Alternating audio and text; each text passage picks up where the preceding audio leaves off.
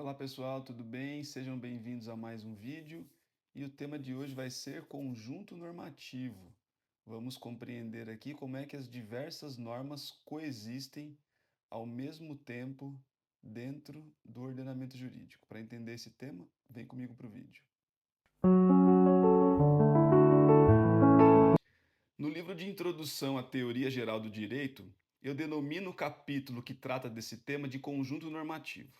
E assim eu o fiz para poder ter a liberdade de tratar as várias teorias que tentam explicar o emaranhado de normas e de leis que são produzidas pelo Poder Legislativo. Porque um monte de leis, dezenas de milhares de leis, têm que conviver ao mesmo tempo no mesmo espaço social. E como é que elas se organizam enquanto conjunto de normas voltadas a organizar as mesmas pessoas nos mesmos espaços sociais.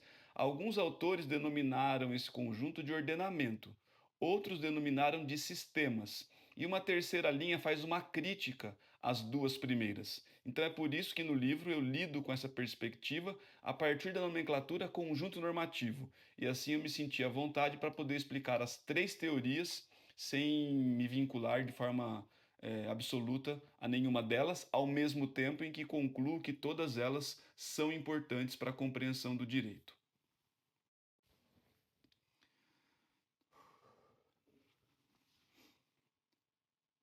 A primeira dessas teorias virá de Hans Kelsen, e ele vai denominar isso de ordenamento coerente. Ele vai chamar então o conjunto normativo de ordenamento jurídico. E ele vai dizer que isso acontece de uma forma coerente no a priori, na abstração, porque ele vai dizer que tudo decorre de uma hierarquia das normas e que todas elas estão baseadas na norma fundamental, que é a Constituição Federal.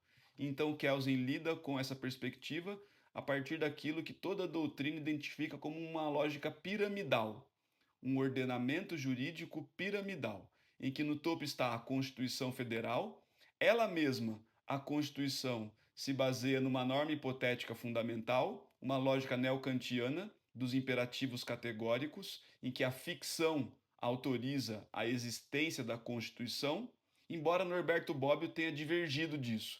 Norberto Bobbio é um kelseniano, mas que vai evoluir as ideias de Kelsen a partir da lógica de dizer: na verdade, a Constituição decorre de um poder, o poder de quem está comandando aquele espaço social no momento em que a Constituição é criada e não decorrência de uma hipótese ficcional.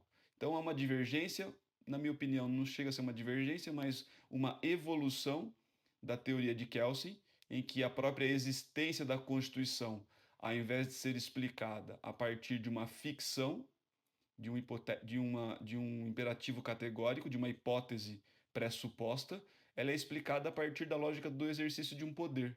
Então, um grupo toma o poder de um determinado país, ou a democracia, ou a autocracia, seja o que for, e produz uma Constituição.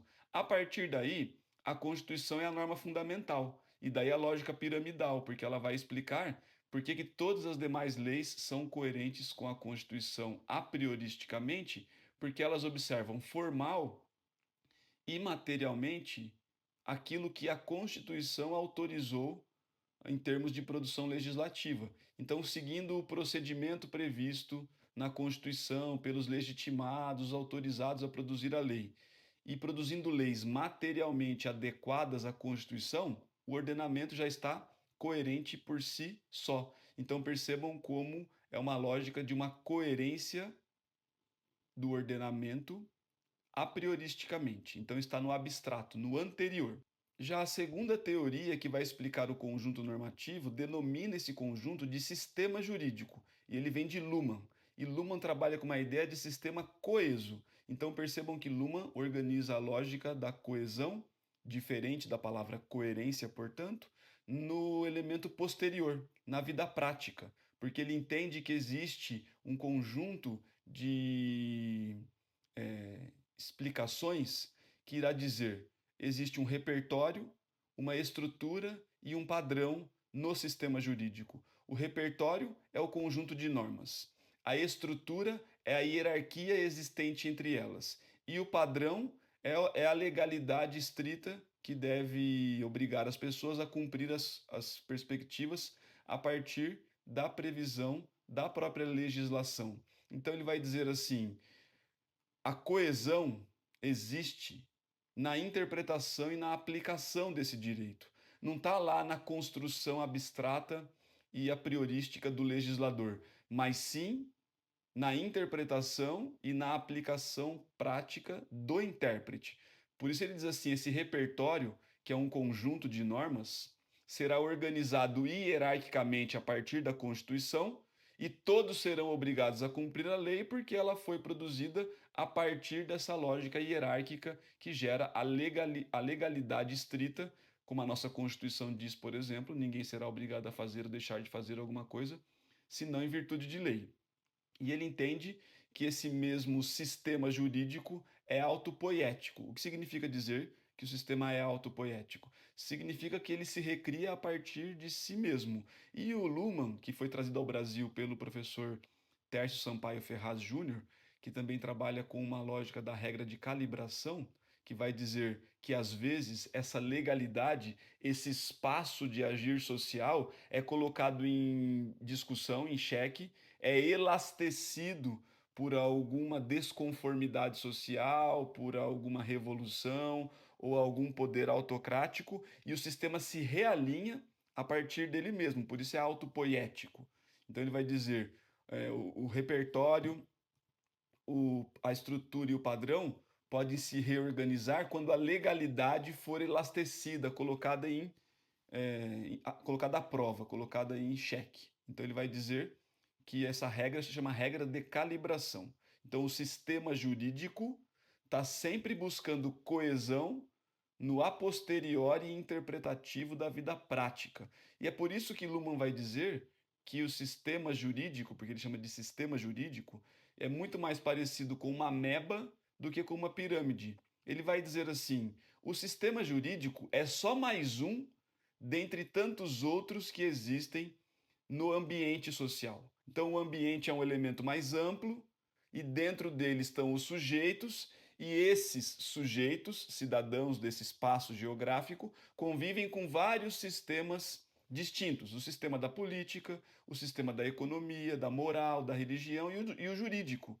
E que dentro de cada sistema há uma perspectiva própria de coesão e reorganização. É assim que ele fala, então, que o sistema jurídico, sendo autopoético, trabalhando com a lógica do repertório, da estrutura e do padrão, se desenvolve de um determinado modo até que essa legalidade, que é o padrão de atuação das pessoas, se vê elastecida de algum modo, as pessoas passam a agir mais no limite da lei e vão vendo até onde podem agir, e a lei se reorganiza por regra de calibração, começa a aceitar certas perspectivas e a reorganizar esse sistema na interpretação posterior. Por isso ele diz que é um sistema coeso. Ele vai se tornando coeso com essas muitas mudanças. Então ele não é uma pirâmide estática, ele é muito mais uma ameba em que o ambiente em que cada sistema se interrelaciona com o sujeito pode ser alterado à medida em que os anseios sociais, as necessidades e as buscas por explicações de legalidade se alterem. E assim vai evoluindo muito mais na interpretação da aplicação prática do que aquilo que Kelsen havia dito na coerência da produção legislativa a priori. Então, enquanto Kelsen trabalha com a abstração, na coerência a priori, Luhmann trabalha com a concretude, na coesão posterior, na aplicabilidade efetiva desse direito, inclusive com possibilidades de alteração do padrão de convívio a partir desse esgarçamento, dessa ampliação do que se pode fazer enquanto proibição, obrigação, permissão, e o próprio sistema se reorganiza, por isso ele diz que é autopoético, ele se autorrecria a partir das regras de calibração. Ah, então agora se aceita mais tais coisas e, portanto, elas passam a ser legais, a partir desse mesmo padrão de convívio que vai lidar com as estruturas e o repertório. A terceira teoria é de Alisson Mascaro. Alisson Mascaro é um autor crítico. Ele faz crítica ao juspositivismo enquanto modelo jurídico de organização do Estado E ele também faz crítica à organização dessas muitas normas que compõem o modelo jurídico. Ele vai dizer assim: a verdade da vida concreta não é nem uma coerência de ordenamento, nem uma coesão do sistema. Ela está muito mais atravessada por aquilo que as ideologias, a religião, a cultura, o poder do Estado e o modo de produção são capazes de interferir no direito. Então ele diz assim: o conjunto de normas que compõe o direito não é nem uma coerência a priorística, nem uma coesão a posteriori, nem Kelsen, nem Luhmann. Ele vai dizer o direito está atravessado por tudo que existe externamente a ele, a economia, a moral, a política, a religião.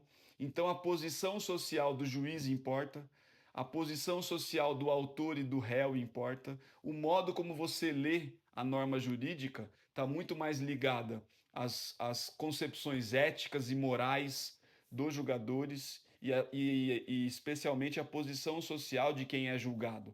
Então ele diz assim: não há que se falar em coerência como um elemento a priorístico e nem em coesão como um elemento a posteriori, porque a verdade é que o direito, cada vez que é posto em prática, é operacionalizado de uma forma distinta, porque você vai ter que levar em conta quem julga e quem é julgado. E tudo isso vai atravessando as pessoas por conta das suas ideologias, das suas visões de mundo, das suas idiosincrasias, da moral que habita aquele indivíduo, do que as religiões as organizações religiosas fixam como parâmetro de convívio, o que a economia estabelece de interesse. Os poderes econômicos e políticos influenciam demasiadamente o direito. Então, ele vai dizer que o que se tem de mais efetivo é a teoria crítica, que o conjunto normativo é muito mais uma, um resultado das muitas influências externas que o direito recebe do que um elemento próprio e interno, coerente ou coeso.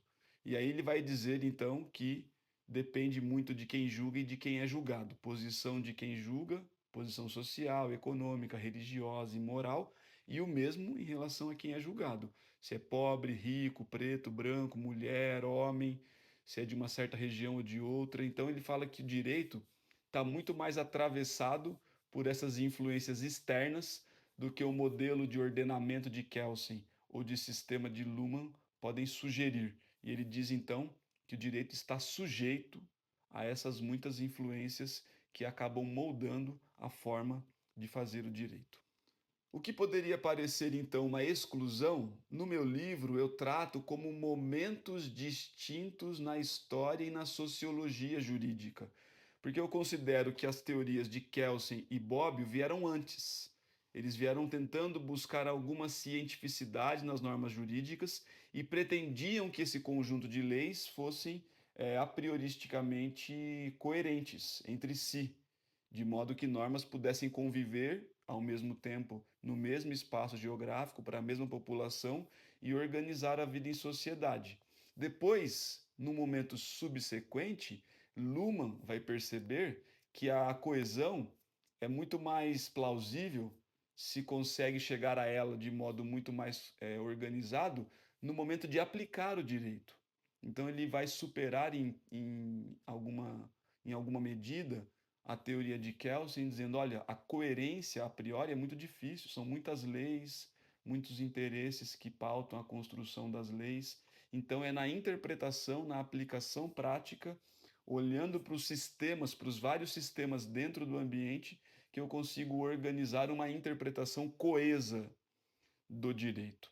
E o Alisson Mascaro, mais modernamente, que vem cronologicamente depois de todos esses autores, vai dizer que nem a coerência de Kelsen, nem a coesão de Luhmann são capazes de explicar a forma como o conjunto normativo se organiza na sociedade. Porque o Alisson está muito mais ligado nas grandes alterações sociais que vão ocorrendo e que vão sujeitando o direito a vontades políticas, a vontades econômicas, morais ou religiosas. E aí ele vai dizer: olha, não tem nem coerência nem coesão. O direito é sempre uma incerteza, porque ele depende muito de quem julga e de quem vai ser julgado. Eu tendo a olhar essa perspectiva a partir desse olhar evolutivo, então eu não considero que eles estão efetivamente desautorizando um ao outro. Talvez um nem existisse sem o outro, né? Por isso que eu acho que a pirâmide de Kelsen foi de algum modo evoluída pela ameba, pela visão mais de uma ameba de Luhmann, e depois realizada nas condições atuais a partir de um modelo crítico de Mascaro. Porque os três, ao fim e ao cabo, estão tentando explicar a mesma lógica, né? Como é que essas milhares, dezenas de milhares de leis convivem ao mesmo tempo no mesmo espaço social e se organizam entre si. Daí a minha ideia de que o Kelsen tentou explicar isso no antecedente a priorístico, no próprio poder da hierarquização da Constituição em relação às demais leis. Luhmann percebeu que era na interpretação que isso seria possível de ser realizado a partir do sistema coeso, em que todo o repertório de conjunto de leis, a estrutura hierárquica e o padrão da legalidade seriam de tempos em tempos recalibrados pelos esgarçamentos da própria legalidade e de forma autopoética se reorganizaria e se recriaria internamente no seu próprio sistema de existência e que esse sistema, o jurídico, estaria inserido dentro de um mesmo ambiente que outros sistemas, o político, o econômico, enquanto Alisson Mascaro diz assim, o que manda mesmo é o poder do dinheiro, da política, do interesse moral e religioso. E cada uma das pessoas que detém esse poder diz sobre o direito aquilo que a sua visão individual ideológica sugere. E aí não há nem coesão e nem coerência. E aí fica para que vocês também tragam aí a visão crítica de vocês, né? O que vocês acham? Que as leis são coerentes desde sempre? Que elas são coesas na interpretação? Ou que, na verdade, o que nós vivenciamos hoje é uma crítica a tudo isso, porque o direito está muito mais manejado a depender de quem lida com ele e de quem vai ser julgado por ele. Aí fica uma boa pergunta para uma análise posterior. Muito obrigado e até o nosso próximo vídeo.